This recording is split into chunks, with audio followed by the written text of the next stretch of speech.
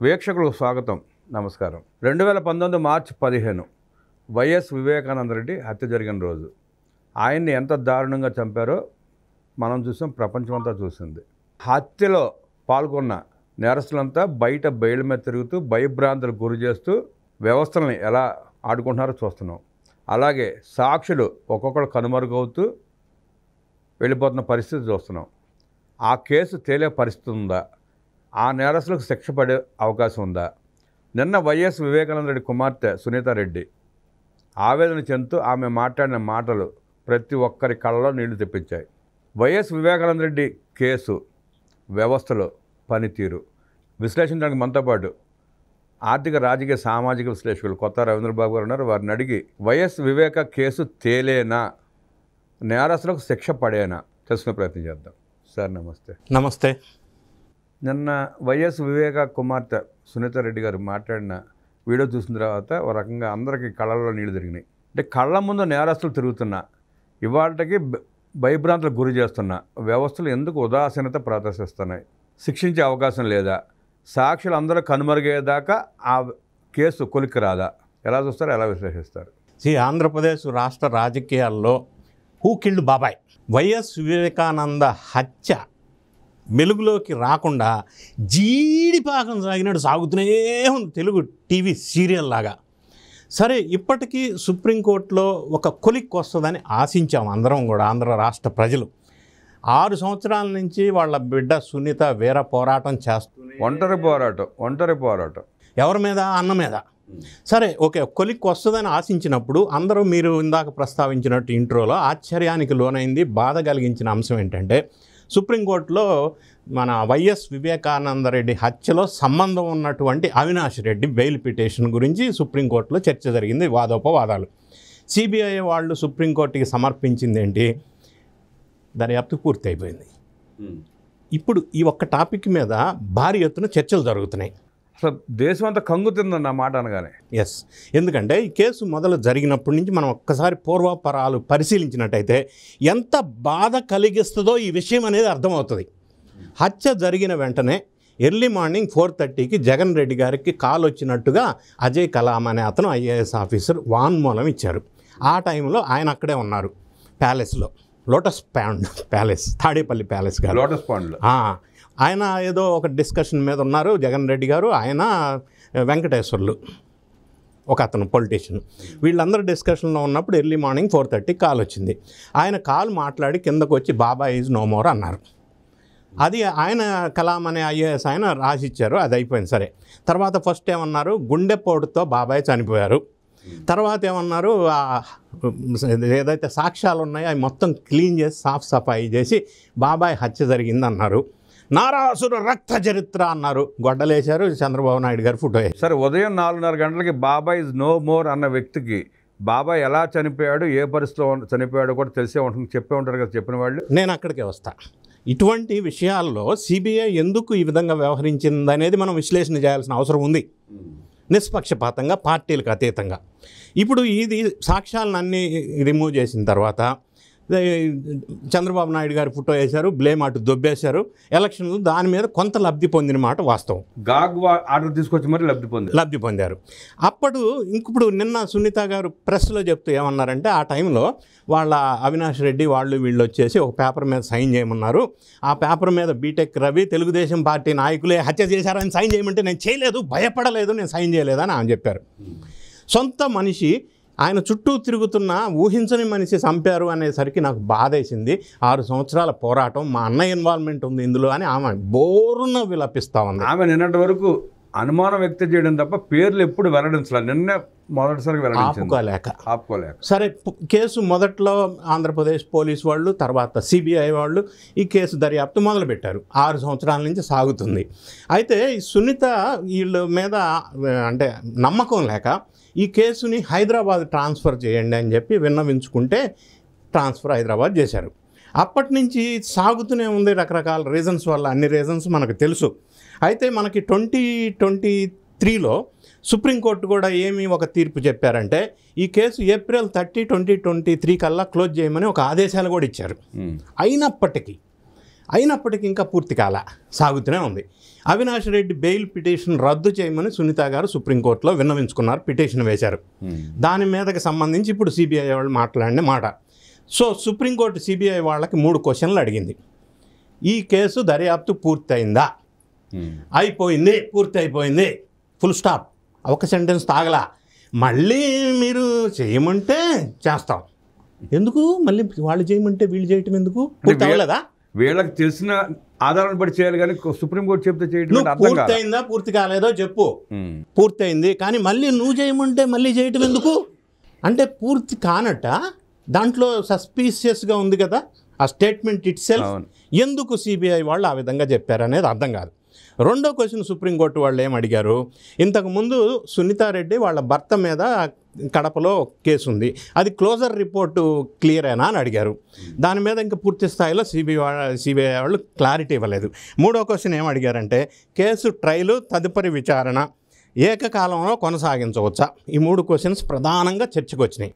So ఇప్పుడు ఆశ్చర్యకరమైన అంశం ఏంటంటే సిబిఐ వాళ్ళు దర్యాప్తు పూర్తయింది అంటే, దర్యాప్తు పూర్తయిందంటే ఒక సామాన్య వీక్షకుడుగా ఆంధ్ర రాష్ట్ర ప్రజలు కోరుకునేది ఏంటంటే నిందితులు ఎవరు? వీళ్ళు పాత్రధారులు ఉన్నారు కొంతమంది, మరి సూత్రధారులు ఎవరు? ఎవరిని నిందితులుగా చేర్చారు, ఎవరిని ఫైనల్గా సూత్రధారులుగా చేర్చారు, ఏంటి కంక్లూజన్? ఏంటి కేసు అయిపోయిందంటే ఏంటి కంక్లూజన్? బయటికి రాలా. ఏంటి conclusion? For example A7 A8 Avinash Reddy ఇప్పుడు ప్రస్తుత ఎంపీ, A7 వాళ్ళ ఫాదరు భాస్కర్ రెడ్డి. మరి వీళ్ళిద్దరిని విచారణ చేశారా? అవినాష్ రెడ్డిని గతంలో విచారణ చేయడానికి వెళ్తే కర్నూలు హాస్పిటల్లో వాళ్ళ మదర్ని జాయిన్ చేయించి హాస్పిటల్ అప్పటికే ఖాళీ చేయించి పేషెంట్లందరినీ సిబిఐ వాళ్ళని దగ్గరికి రాకుండా వైఎస్ఆర్ కాంగ్రెస్ పార్టీ కార్యకర్తలు భయపెట్టి వెనక్కి దొబ్బిపించారు కదా. మరి అవినాష్ రెడ్డి విచారణ ఆగిపోయింది, పూర్తి చేయలేదు కదా విచారణ పూర్తి చేయకుండా ఈ కేసులో అవినాష్ రెడ్డి సంగతి ఏంటి? అవినాష్ రెడ్డి విచారణ కంప్లీట్ అయిపోయింది, బెయిల్ కూడా ఇచ్చారని చెప్పి వార్తలు కూడా వస్తున్నాయి. ఎప్పుడు విచారణ జరిగిందో, ఎప్పుడు బెయిల్ ఇచ్చారో కూడా తెలియదు. మరి కర్నూలు సంఘటన వల్ల విచారణ జరగకుండా వాళ్ళు వెనక్కిపోయారనేది మనకు జనానికి తెలిసిన అంశం. సార్ మీకు తెలిసి సిబిఐ పుట్టిన తర్వాత అలా సిబిఐని వెనక్కి తరిమేసిన చరిత్ర ఎప్పుడు చూసారా? ఎప్పుడు లేదు, first of it's kind in India.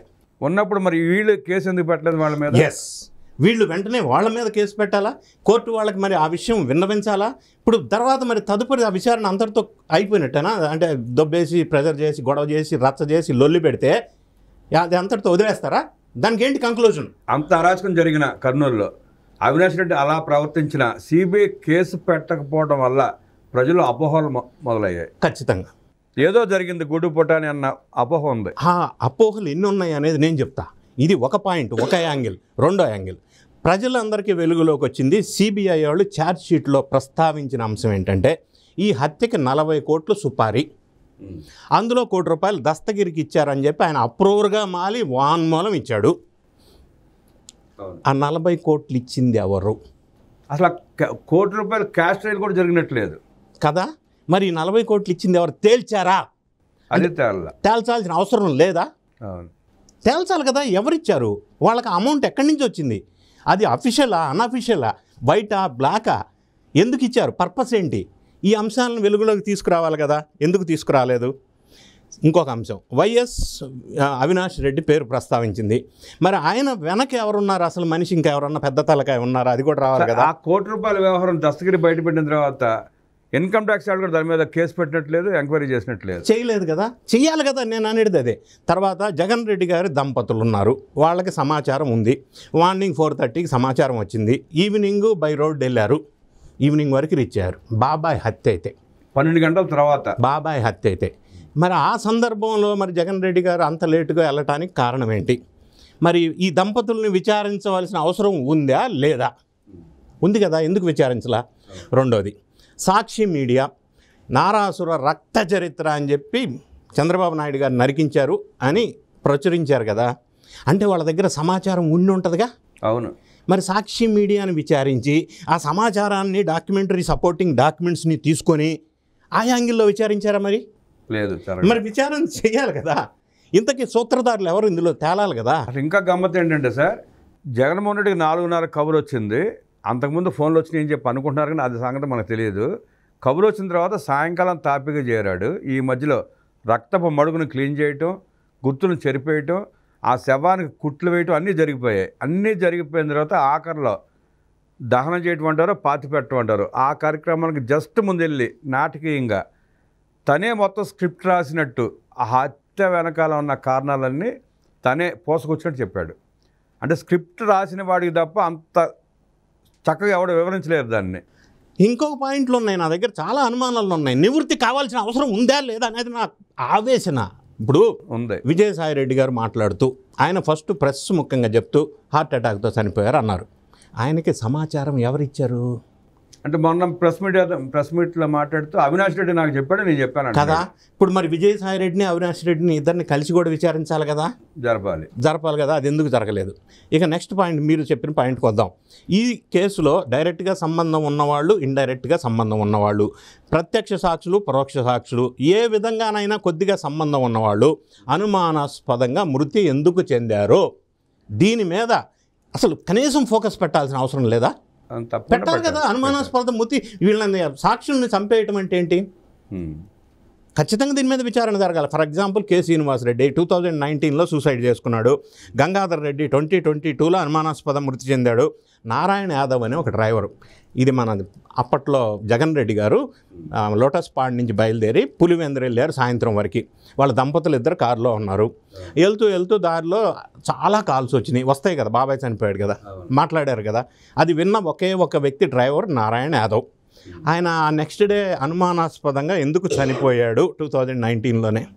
దాని మీద కేసు రిజిస్టర్ అయిందో తెలియదు, సిబిఐ ఎంక్వైరీ చేసిందో లేదో తెలియదు. చెయ్యాలి కదా అంటున్నా, చేయాలి. ఇప్పుడు డాక్టర్ అభిషేక్ రెడ్డి అని ఉన్నాడు, వైఎస్ జగన్ రెడ్డి గారికి సొంతగా బాబాయ్ కొడుకో పెదనాన్న కొడుకో తమ్ముడు కదా. మరి ఆయన ఒక డాక్టర్ అయ్యి ఉండి ఏదో తెలియని జబ్బు చేసి హైదరాబాద్ హాస్పిటల్లో అడ్మిట్ అయ్యి ఎందుకు చనిపోయాడు? ఆయన ఈ వైఎస్ వివేకానంద రెడ్డికి తలకి కుట్లు వేయడానికి సహకరించిన వ్యక్తి. ఆ తలకు కుట్లు వేసింది కూడా ఈసీ గంగిరెడ్డి గారి హాస్పిటల్లో గంగిరెడ్డి గారికి సపోర్ట్ చేసి హెల్ప్ చేసింది అభిషేక్ రెడ్డి చనిపోయాడు. రీజన్ ఏమై ఉంటుంది మరి? ఆయనకంటే ముందు గంగిరెడ్డి గారు కూడా చనిపోయారు. డాక్టర్ గంగిరెడ్డి మీరు మాట్లాడేది, ఆయన స్వయాన భారతమ్మ గారి తండ్రి, జగన్ రెడ్డి గారికి మామ. ఈ కేసులో మీరు అన్నట్టు డెడ్ బాడీ కుట్లు వేయొచ్చునా? వేయకూడదు, లీగల్గా వేశారు. మరి ఆయన అనుమానాస్పద మృతి చెందారు, దాని మీద ఏం ఎంక్వైరీ అక్కర్లేదా?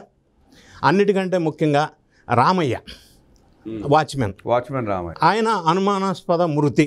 ఆయనకి సెక్యూరిటీ ప్రొవైడ్ చేసినప్పటికీ ఈ విధంగా చూసినట్టయితే అన్ని అనుమానాస్పద మరణాలని తేల్చవలసిన అవసరం, బాధ్యత ఎవరిది? ఈ కేసుకు లింక్ ఉన్నది కదా, ఎందుకు తేల్చరు? తేలిస్తే కదా, విచారణ చేస్తే కదా బయటకు వచ్చేది. సిబిఐ తేల్చాలి. ఇంకొక విషయం మనం చూస్తున్నాం, ఈ విషయంగా గొడ్డలిపోటు సాక్షి మీడియాని వదిలేశారు, జగన్ రెడ్డి గారి వాళ్ళ ఫ్యామిలీని వదిలేశారు.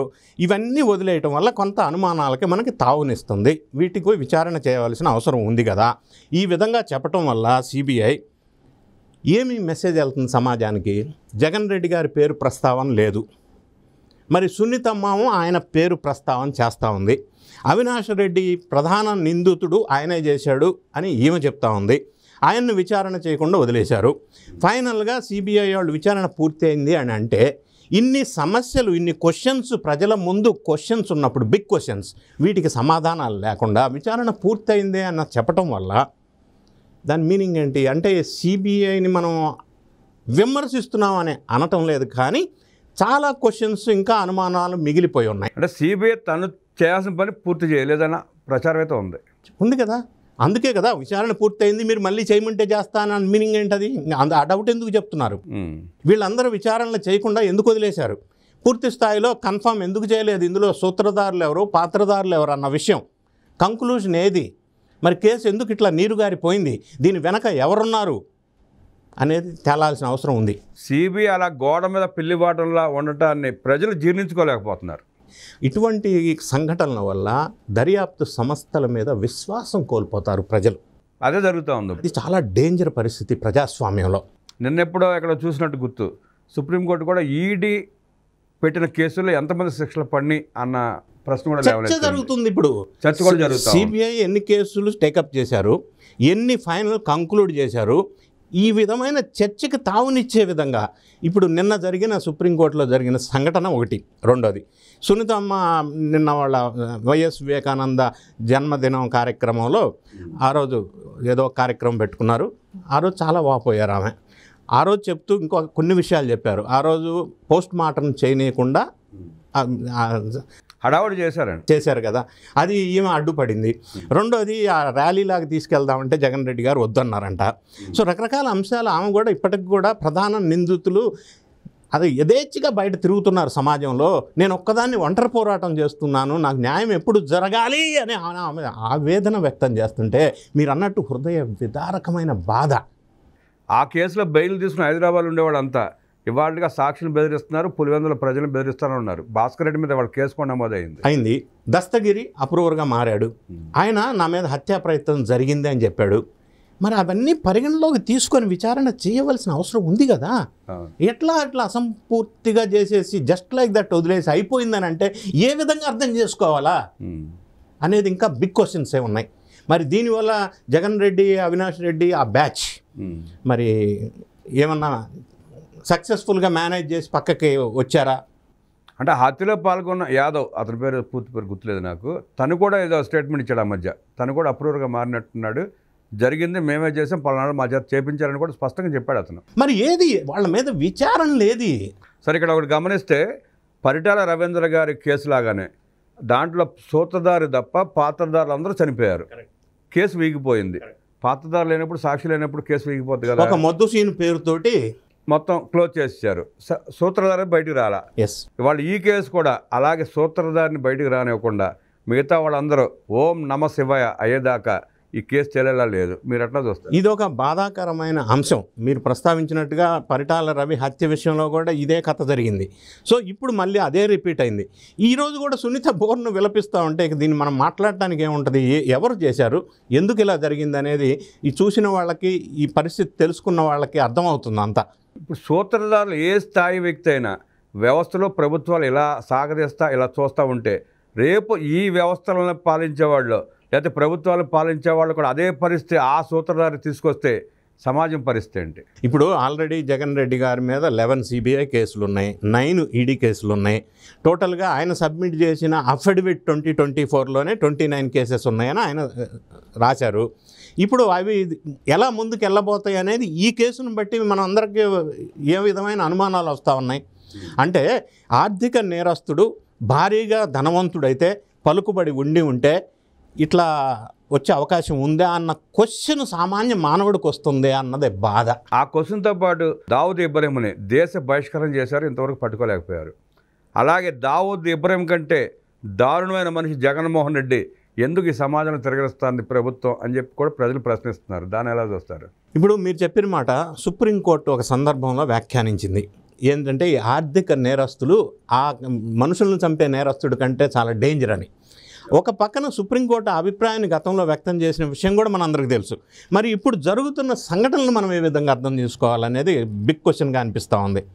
వ్యవస్థలో ప్రభుత్వాలు ఉదాసీనతగా వ్యవహరించినా ప్రజలు కళ్ళు తెరిచి దావూద్ ఇబ్రహీంని బహిష్కరించినట్టే జగన్మోహన్ రెడ్డిని కూడా బహిష్కరించకపోతే రాష్ట్ర భవిష్యత్తు కాదు దేశ భవిష్యత్తు కూడా ప్రశ్నార్థకం అవుద్దంటూ విశ్లేషించిన రవీంద్రబాబు గారికి ధన్యవాదాలు తెలియజేస్తూ నమస్కారం.